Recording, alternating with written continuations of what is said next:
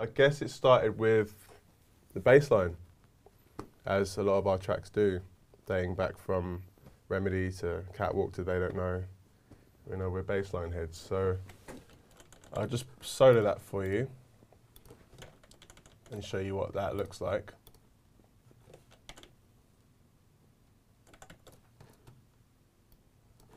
So that's the waveform of the main bassline sound, and this is what it sounds like.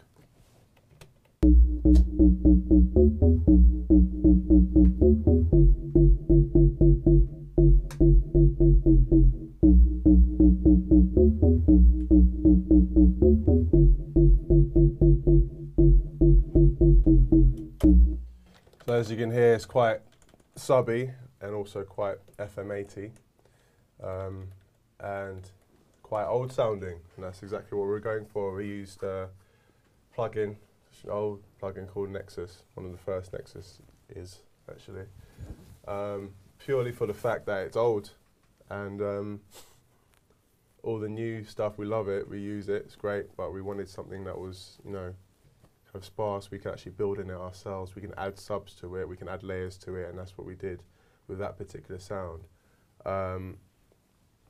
And then on top of that, what we would do with that bass line is then we would add sound reminiscent from They Don't Know, which was one of our first records that we had crossover. And we use a plugin called Silent for that. Silent is sick, I love it. It's so easy to use, and that's exactly why we need it, because it lays everything out like a child would. And we need like a child would need. So we need to access things quickly because we work off a vibe. As soon as the vibe is gone, we get out of the studio, go to the pub. So this is just literally copying, you can see here, exactly what the bass line does. But as you can see, all the notes, all the note lengths are different. We don't give a fuck, doesn't matter. All the velocities are different, doesn't matter.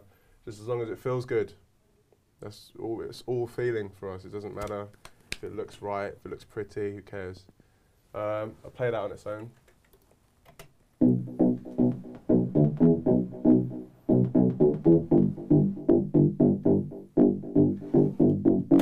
So what did we do to that character sound to make it sound like that? Obviously, using Silent and all the parameters it has in there, we completely messed with the EQ.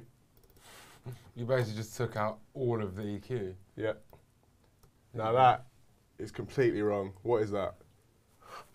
But it worked. You know, I don't think anyone does that. But it sounded great at the time, so we left it like that. And then the echo, and that's just from Logic. We're not fancy, really. That's from Logic. And then we have the normal echo, which is the repeat of it is really down low, so you only get a little bit of the delay, a little bit of the echo sound, so it doesn't interrupt the whole flow of the bass line. And the wet is really down low as well, because you just want to feel it rather than hear it, and that's what creates the ongoing delay, or it feels like it's ongoing. High pass the hell out of it, so we don't have it interrupt the actual main bass sound. So everything needs to have its space. Gavin taught me that.